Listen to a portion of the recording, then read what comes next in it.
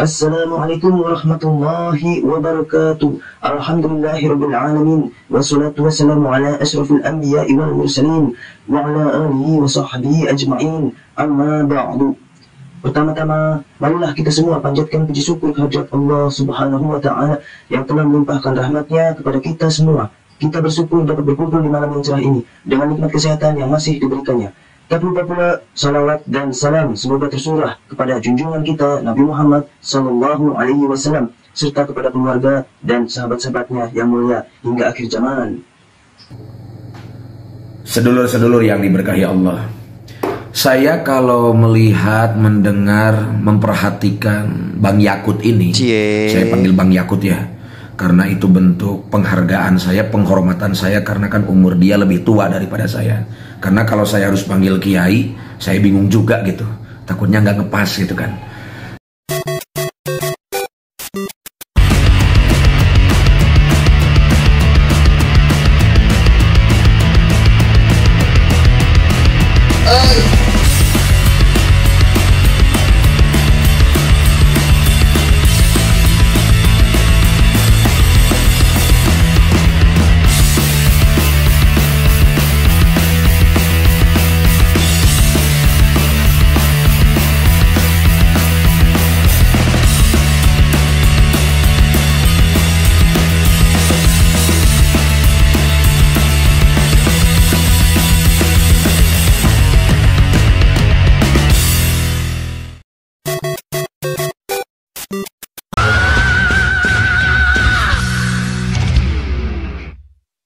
Jadi kalau saya mengingat Bang Yakut ini, yang saya ingat itu adalah kontroversinya. Terkhusus semenjak dia diangkat menjadi Menteri Agama oleh Presiden Jokowi, kabinetnya Presiden Jokowi. Saya bertanya, ataukah memang saya yang tidak tahu, semenjak dia diangkat menjadi Menteri Agama, prestasinya apa sih? Saya kan sebenarnya nunggu-nunggu barangkali gitu syariatnya kalau perjuangan Menak Yakut, di mana umat Islam yang ingin mendaftar ibadah haji itu kalau di daerah saya itu kan sampai 20 tahun keberangkatannya gitu kan, sampai 20 tahun barangkali. Dengan perjuangan Menak Yakut ini gitu kan syariatnya, sehingga umat Islam di Indonesia ini ya nggak perlu lama-lama 20 tahun menunggu ya barangkali, atau jadi 5 tahun gitu kan.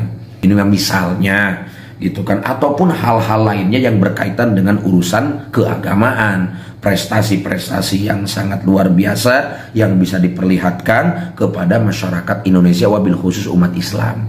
Nah, terlepas apakah memang saya yang tidak tahu ataukah saya yang kurang up to date, karena posisinya yang saya dengar, yang saya lihat, yang saya saksikan, ketika saya ingat tentang Bang Yakut ini, yang saya ingat adalah kontroversinya saudara. Termasuk sekarang biasa menuju bulan Ramadan di tahun ini 1445 Hijriah, seperti biasa dia membuat sebuah edaran lah, atau katakanlah apa yang namanya, karena ini edaran kan sudah lama, kalau tidak salah ini 2022 kalau tidak salah. Jadi seperti biasa dia mewanti-wanti lagi urusan pengeras suara. Judulnya seperti biasa, toleransi saudara. Begini, sebelum saya tanggapi, biar mengkerucut kepada judul yang ingin saya sampaikan pada kesempatan kali ini, saya ingin mengingatkan kepada seluruh sedaya tentang beberapa kumpulan kontroversi Bang Yakut ini ya. Jadi Menak Yakut ini, satu saya ingat ketika dia memberikan sambutan gitu kan dalam sebuah acara, dia mengatakan sampai blank akibat mendengar seorang rektor membacakan bacaan zikir. Kalau tidak salah kurang lebih redaksinya itu, mohon maaf ya Bu, karena tadi sepanjang acara sebelah saya Bu Rektor duduk selalu zikir subhanallah katanya, jadi itu merusak konsentrasi saya katanya. Ini Bu Rektor atau pimpinan majelis taklim sih sepanjang acara begitu, kata Menak Yakut pada video. Ya Allah ya Rabbi, ngeri ya Allah. Terkadang saya gimana ya memperhatikan orang-orang semacam ini, ya Allah ya Rabbi kesimbangan. Aduh, luar biasa. Saya ingat tuh masalah itu. Dia sampai merasa terganggu karena zikir seorang ibu rektor. Sampai-sampai dia mempertanyakan dia ini rektor atau pimpinan majelis taklim katanya. Masya Allah, nggak perlu dibahas saudara. Itu pernyataan receh, kepanjangan nanti. Ya Allah, orang itu kalau dengar siapapun itu yang mengucapkan yang memuliakan Allah, mengucapkan kalimat-kalimat yang mengagungkan Allah, hatinya bergetar. Itu orang beriman ya. Nah kalau orang yang nggak beriman saya tidak tahu ya. Jadi nggak mungkin orang beriman ketika mendengar orang sedang mengagungkan Allah itu dia merasa terganggu. Itu sudah terverifikasi loh. Yang kedua, saya masih ingat terkait mengafirmasi hak beragama bagi kelompok Syiah dan Ahmadiyah. Jadi Bang Yakut ini pernah membuat sebuah kebijakan yang mengafirmasi hak beragama bagi kelompok Syiah dan Ahmadiyah. Jadi Bang Yakut ini mengungkapkan bahwa setiap warga negara berhak memiliki kedudukan yang sama terutama pada hak beragama. Bang Yakut juga menyatakan bahwa sebagai Menteri Agama ia selalu siap untuk memfasilitasi dialog untuk menjembatani perbedaan beragama. Luar biasa, Masya Allah. Ini yang paling gelinya itu masalah Ahmadiyahnya, saudara. Udah jelas-jelas Ahmadiyah aliran sesat dan menyesatkan karena mengakui ada nabi lagi setelah baginda Nabi Muhammad SAW. Siapa? Ya Mirza Ghulam Ahmad laknatullah alaih. Seperti itu. Nah, dia seakan-akan mau mengafirmasi hak beragama bagi kelompok Syiah dan Ahmadiyah. Terus Ahmadiyahnya lah, kalau Syiah itu kan terbagi-bagi ya. Saya anti Syiah, saya anti Wahabi ya. Karena insya Allah saya adalah penganut Ahlus Sunnah wal Jamaah gitu ya. Yang diajarkan oleh guru-guru saya. Kalau kita berbicara Syiah, Syiah aja kan terbagi-bagi lagi gitu kan. Ada yang dimana Syiah itu apa itu terbagi beberapa golongan, yang dimana kaum Sunni pun tidak mufakat untuk golongan yang satu ini gitu, karena hanya memuliakan Sayyidina Ali karramallahu wajhah tanpa menghina kepada siapa, kepada sahabat yang lain gitu kan, dan tidak menghujat kepada Allah mengatakan salah pilih Nabi lah. Saya ntar kepanjangan kalau saya bahas Syiah ya gitu. Yang ini Ahmadiyahnya nih.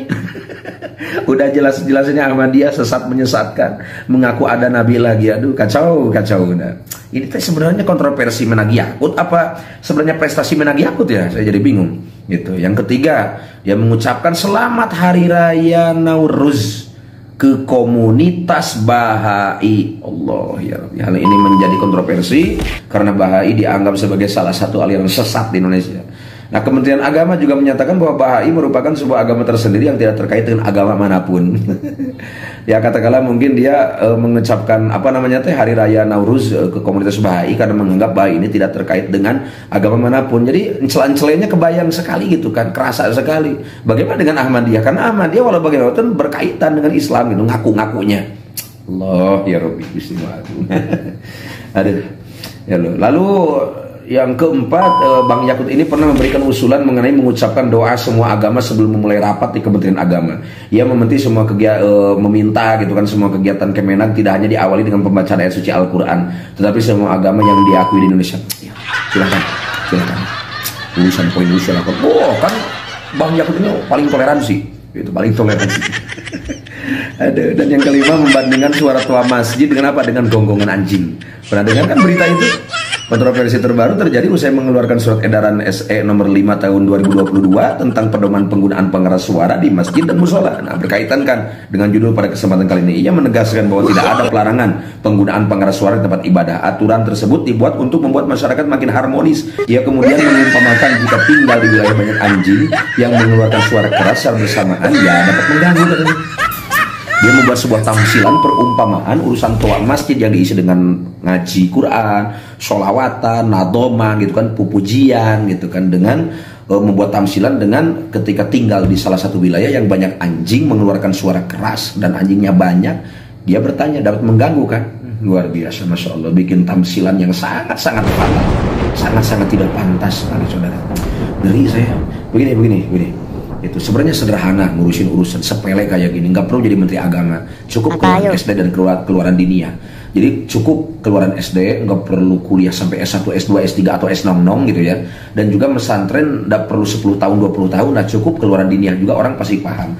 Logika sederhana begini. Kita hidup di Indonesia yang mayoritas umat Islam gitu kan. Yang namanya mayoritas pasti ada beberapa hal yang akan diunggulkan daripada yang minoritas. Dan itu pun dalam konteks bukan ranah menjajah atau katakanlah mengintimidasi pihak lain yang minoritas. Tidak, saudara.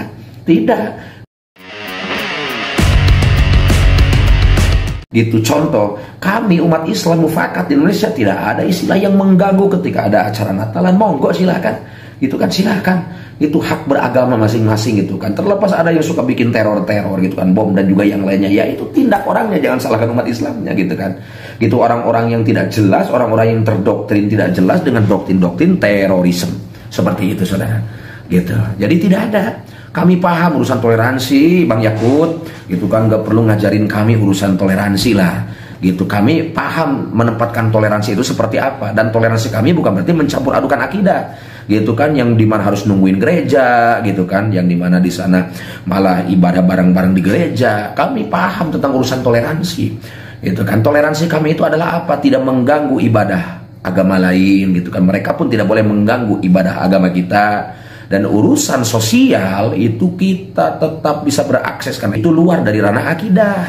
Bang Yakut, masa urusan kayak gitu aja tidak paham, gitu kan, pesantren kan Anda, gitu kan. Contoh begini, saya pernah mencontohkan dalam video apa, gitu kan, bapak saya itu suka jualan sandal sepatu. Itu dalam urusan sosial atau saling tolong menolong, gitu kan. Contoh misalnya Anda punya tetangga di Kristen, Hindu, Buddha, Konghucu atau apapun itu. Lalu misal ya, bukan mendoakan, misal tetangga ada yang Kristen misalnya musibah, rumahnya kebakaran, bantu. Wajib itu dibantu, wajib, insya Allah dapat ganjaran dari Allah Subhanahu Wa Taala. Wajib membantu, gitu kan. Itu udah bentuk toleransi, dengan tidak mengganggu satu sama lain, dengan berhubungan baik dalam urusan sosial tanpa harus mencampur adukan akidah. Terlepas masalah pengeras suara, yang namanya juga Indonesia yang mayoritas umat Islam dari dulu nggak pernah ada yang mengatur-ngatur, sampai-sampai ada keluar surat edaran kalau tidak salah per poinnya itu adalah diatur sekian disable. Lalu nanti misalnya pas takbiran malam Idul Fitri katanya sampai jam 10 itu toa keluar harus dimatikan, gitu kan. Tapi yang digunakan hanya salon dalam, gitu kan. Ya Allah ya Rabbi. Nah, ini sih saya hanya bahas saja, ngingetin kepada sedulur-sedulur saya, wabil kaum muslimat jangan terpengaruh dengan anjuran-anjuran orang model kayak gini ya.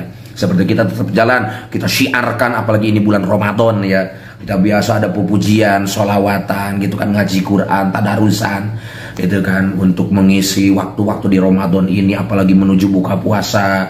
Nanti taraweh kita ramein, habis taraweh kadang ada tadarusan, nanti malam takbiran Idul Fitri, insya Allah kita takbiran, gitu kan. Tetap jalan, gak usah terpengaruh dengan orang-orang semacam ini, gitu kan, yang kalau menurut saya nggak ada kerjaan, gitu kan. Emang urusan Kementerian Agama ngurusin mic doang, itu ngurusin mic doang, ngurusin selamat kepada Bahai doang, ngurusin Syiah dan Ahmadiyah doang. Apakah itu kerjaan Anda?